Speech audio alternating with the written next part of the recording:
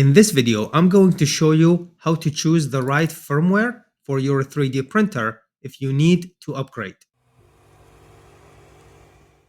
Hi everyone. So I get this question a lot about which firmware should I choose from the list. And in this video, I'm going to attempt to show you how to choose the right firmware for your printer. So first, I'm going to use the Creality website. This is creality.com. I'm going to leave a link in the description as always. Let's start from the beginning. So when you go to the website homepage, you go here under support, there is software and firmware. We are going to go to the download center. And from here, you do need to know your printer model and name. So for example, there is Ender series, there is CR series, and you can see there is a list. So you should know your printer name, model, and the motherboard version as well. Now, let's click the Ender series because that's the one that is most people are familiar with. And usually it's a good example to use. I cannot go over every single printer type, but let's use a common one. So for example, the Ender 3 Max, it's a good one. That's a common here example. Another one is the Ender 3 Pro. This is a very common version, so let's use this one as an example.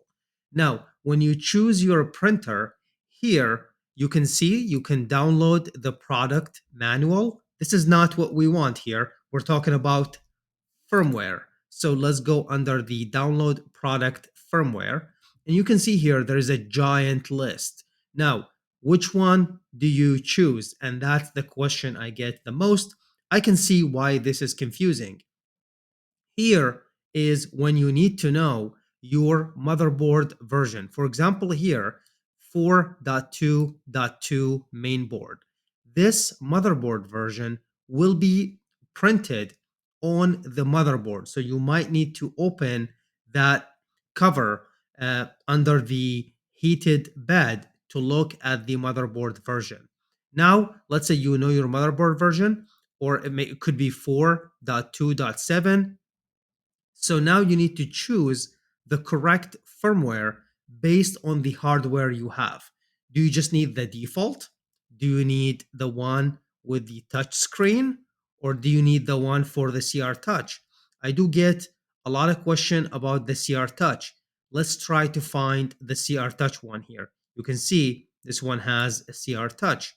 This one has the Spirit hot end. So I cannot really go over every single scenario. You do need to customize this and choose the one that's right for you.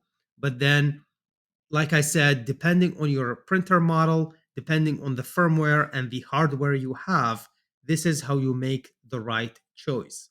You do download the firmware from here. I do have other videos showing you how to put this in the micro SD card and how to flush the firmware on your 3D printer.